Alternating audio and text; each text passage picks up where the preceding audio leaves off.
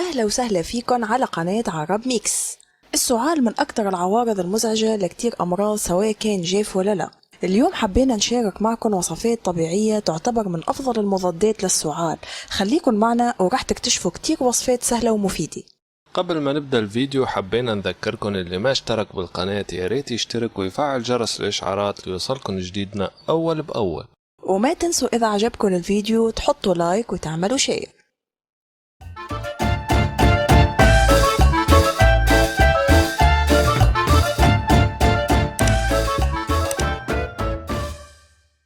أول شي فينا نعرف السعال بأنه طرد فجئي للهواء عن طريق الحنجرة، وهالشي بيساعد على تنظيف الممرات التنفسية الكبيرة من السوائل والمهيجات وحتى الجزيئات الغريبة. خلينا نكتشف سوا مع جوري شو أهم المضادات الطبيعية للسعال ونبلش معها بأول وصفة.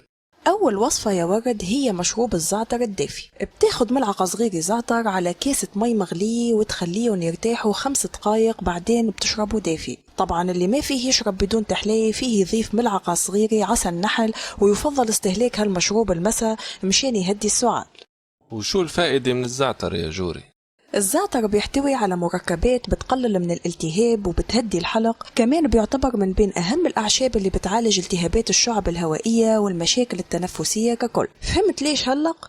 ايه تمام، وصلت الفكرة. تاني وصفة معنا يا ورد هي الغرغرة بالماء والملح 3 مرات كل يوم، لأن المي المالحة بتهدي الحلق وبتخفف من التورم بحال الإصابة بالتهاب، وبالتالي هالشي بيخفف من السعال.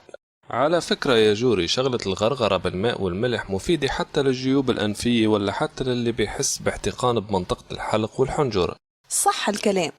ثالث وصفة لليوم يا ورد هي مشروب الليمون الدافي والعسل، وهي عن تجربة الصراحة بيساعدوا على تخفيف احتقان الحلق والتقليل من السعال خاصة وقت النوم. وكيف هالوصفة يا جوري بالضبط؟ عصرة ليمون مع ملعقة صغيرة عسل نحل بكاسة مي دافية، ويفضل يا ورد انه ينشربوا بالليل قبل النوم بشوي. تمام يا جوري. رابع وصفة لتخفيف السعال هي الكركم، بما أنه بيعتبر من بين أبرز المضادات الطبيعية للفيروسات والبكتيريا والالتهابات. بس بيكفي يا ورد أنك تضيف شوية كركم للماء المغلي، وفيك تضيف عسل لحتى تحصل على نتيجة أسرع. الكركم الصراحة ولا مرة جربته، أول مرة بسمع أنه منيح للسعال. خامس وصفة هي مشروب الزنجبيل والنعناع، واللي هي العلاج الأفضل للسعال، وهيد فيك تحضره بأنك تحط بكاسة مي دافية ملعقة صغيرة زنجبيل وملعقة كبيرة نعناع مفروم، وبشكل اختياري فيكن تضيفوا ملعقة صغيرة عسل نحل للتحلية. وهالمشروب فيك يا ورد تشربه مرتين باليوم، كتير منيح بهيك حالة. كتير منيح. أنا من غير شي بحب المشروبات اللي فيها نعناع، لأن مو بس مفيدة للسعال، بتفيد كمان الجهاز الهضمي بشكل عام. سادس وصفة هي البخار. فيك تجيب يا ورد وعاء فيه ماء مغلي وترد تغطي الوعاء وراسك بمنشفة لحتى تستنشق أكبر كمية من البخار. هاي الطريقة يا جوري بعرفها حتى للجيوب الأنفية، كتير مفيدة ومنيحة. والأحسن كمان لو حطينا بالوعاء شوية بابونج أو ورق كينا أو حتى إكليل الجبل المعروف بالروزماري.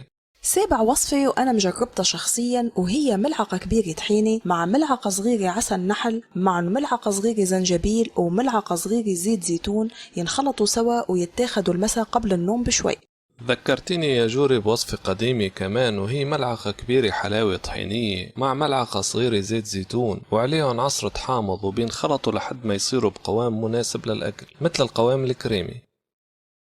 وهيك بنكون وصلنا لنهاية فيديو اليوم. إن شاء الله تكونوا استفدتوا من الوصفات اللي قدمناها، وإذا عندكم شي وصفات تانية نحن ما جبنا سيرتها يا ريت تكتبوا لنا إياهم بالتعليقات لحتى الكل يستفيد. وإذا عجبكم الفيديو لا تنسوا تضغطوا لايك وتعملوا له شير، وانتظرونا بفيديو جديد إن شاء الله. مع تحيات صديقتكم جوري. صديقكم ورد.